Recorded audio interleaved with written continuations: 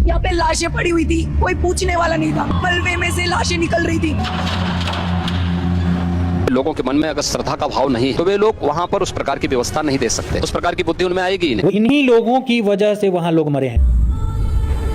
ये भी नहीं बता रहे किस अस्पताल में किस जगह जो घायल हुए हैं वो कहाँ गए, जिसकी बॉडी कहाँ गई वो भी तो दे दें पब्लिक को। ये लोग ही धर्म का झूठा प्रचार करते हैं, पुण्य का झूठा प्रचार करते हैं। भोले भाले लोगों की वहाँ भीड़ एकत्रित होती है और उसमें जाने जाती है।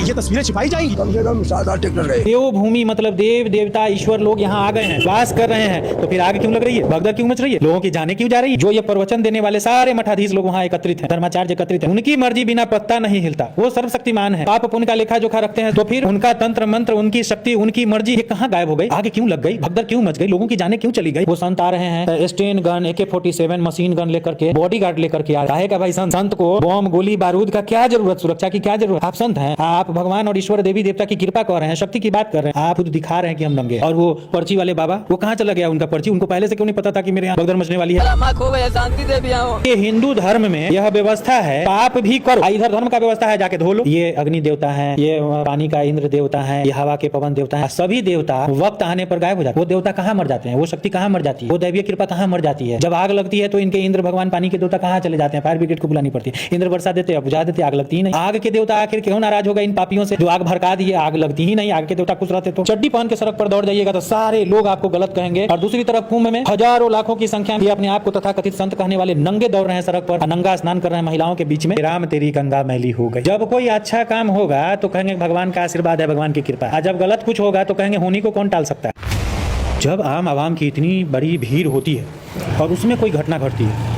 तो फिर इनकी शक्ति वहाँ क्यों नहीं काम कर रही थी, क्यों फेल हो जाते हैं। जब इनके पास इतनी महिमा है, मंडन है, सब कुछ है, शक्तियाँ हैं, तो वहाँ पर आम आवाम कैसे मर जाता है, लोगों की जाने कैसे चली जाती है, भगदड़ क्यों मच जाती है, इनकी शक्ति कहाँ चली जाती है। पहले एक और बाबा थे, उनके पंडाल में भगदड़ मच गई। सबसे बड़ा खतरा तो अगर कहा जाए तो ये धर्मवाद का जो पाखंड है उससे खतरा है, मानवता को, इंसानियत को। धर्मवाद का खतरा, चाहे वो हिंदू मुस्लिम सिख ईसाई कोई भी हो, धर्मवाद का खतरा मानवता इंसानियत को शर्मसार करते हैं, जानलेवा साबित हो रहा है। संत जो क्या लेकर आए हो, क्या लेकर जाओगे, प्रवचन देने वाले लोग मोटी मोटी रकम लेकर प्रवचन देते हैं, उनके पंडाल में भगदड़ मच जाती है। कहाँ चला जाता है उनका ईश्वर, कहाँ चली जाती है उनकी शक्तियाँ। और वो पर्ची वाले बाबा वो कहाँ चला गया उनका पर्ची, उनको पहले से क्यों नहीं पता था कि मेरे यहाँ भगदड़ मचने वाली है। ये सब पाखंड है। चंद मुट्ठी भर जो स्वार्थी किस्म के लोग होते हैं वो अपना व्यापार चलाने के लिए, अपना स्वार्थ सिद्धि अय्यासी के लिए, लोगों को ठगने के लिए, मूर्ख बना करके लोगों का संसाधन अपने ठग करके अपने इस्तेमाल करने के लिए वो एक धर्मवाद का वो एक तरीका अपनाते हैं। जितने ज़्यादा से ज़्यादा लोग आएंगे उतना ज़्यादा चढ़ावना दान दक्षिणा सब मिलेगा,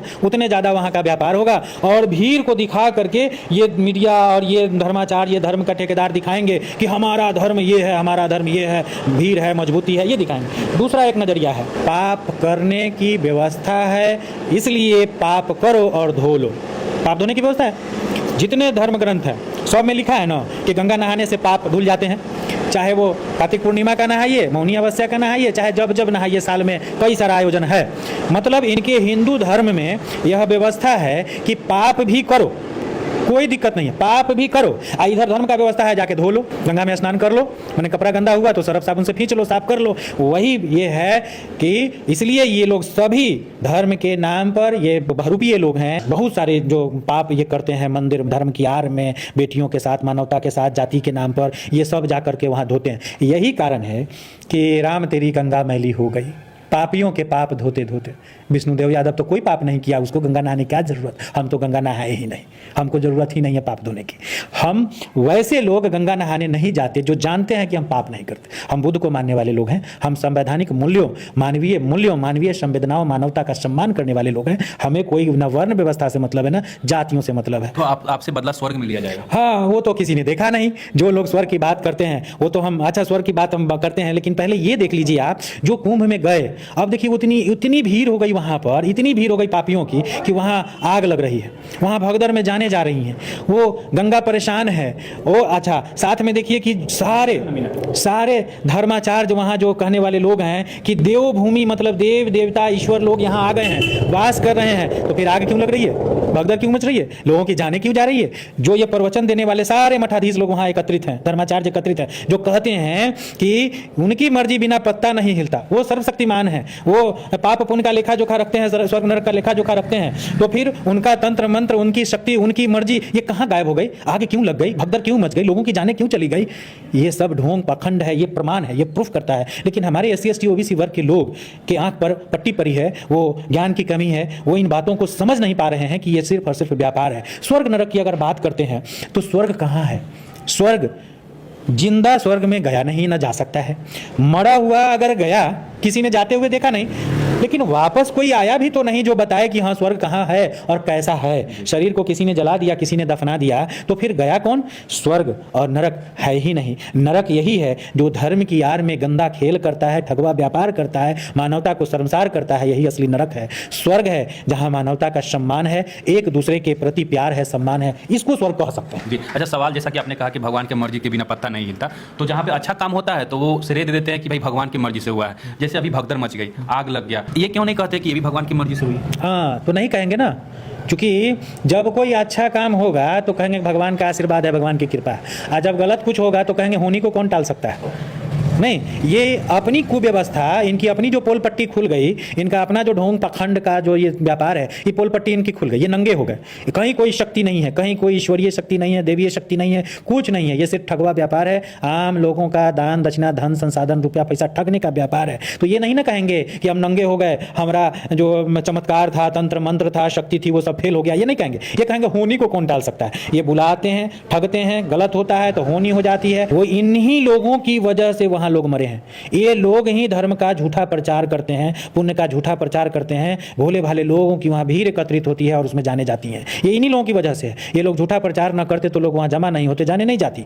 और दूसरी तरफ योगी सरकार की जो कुव्यवस्था, वो उसके कारण जाने गई। अगर ये भीड़ आपने बुलाया है, आपने प्रचार किया है, ये तमाम मीडिया के माध्यम से प्रचार किया गया, तो आपने वैसी व्यवस्था क्यों नहीं की जो लोगों को बचाया जा सकता, लोगों को सुरक्षा दी जा सकती? सरकार को व्यवस्था दुरुस्त करनी चाहिए। वैसे धर्माचार्य बात कर रहे हैं कि सरकार को अस्पताल दुरुस्त करने चाहिए, चिकित्सा की व्यवस्था दुरुस्त करनी चाहिए। याद आता है विज्ञान की दी हुई चीजों पर।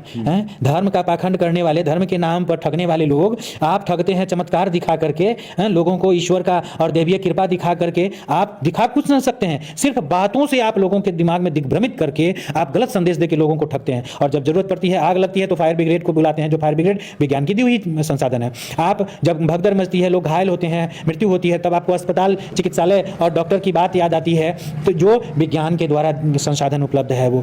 तब आप क्यों नहीं ये बात सोचते हैं कि शिक्षा ही सर्वश्रेष्ठ शक्ति है और वैज्ञानिक दृष्टिकोण, वैज्ञानिक तथ्य, वैज्ञानिक तर्क और वैज्ञानिक रास्ते ही एकमात्र मानवता को संचालित करने में वो भूमिका निभाती है और वो संसाधन उपलब्ध कराती है। आप इसकी प्रचार क्यों नहीं करते? ये अग्नि देवता हैं, ये पानी का इंद्र देवता हैं, ये हवा के पवन देवता हैं, फलाना ठिकाना, ये सब करते हैं। और सभी देवता वक्त आने पर गायब हो जाते हैं। वो देवता कहाँ मर जाते हैं? वो शक्ति कहाँ मर जाती है? वो दैवीय कृपा कहाँ मर जाती है? जब आग लगती है तो इनके इंद्र भगवान पानी के देवता कहाँ चले जाते हैं? फायर ब्रिगेड को बुलानी पड़ती है, इंद्र वर्षा देते हैं, बुझा देते, आग लगती ही नहीं। आग के देवता आखिर क्यों नाराज हो गए इन पापियों से जो आग भड़का दिए? आग लगती ही नहीं। आग के देवता खुश रहते तो आगे नहीं लगती। ये भगदड़ क्यों मच गई? ये तमाम चीजें हैं। और उसमें एक बात और है, अगर वास्तव में अगर ईश्वर है, अगर देवी देवता हैं, देवीय कृपा है, शक्ति है, तो बीच के दलाल की क्या जरूरत है? ये BMW, लैंड रोवर और महंगी महंगी गाड़ियों से जो ये मठासीधीश और धर्माचार्य जो वहाँ कुंभ मेला में स्पेशल VIP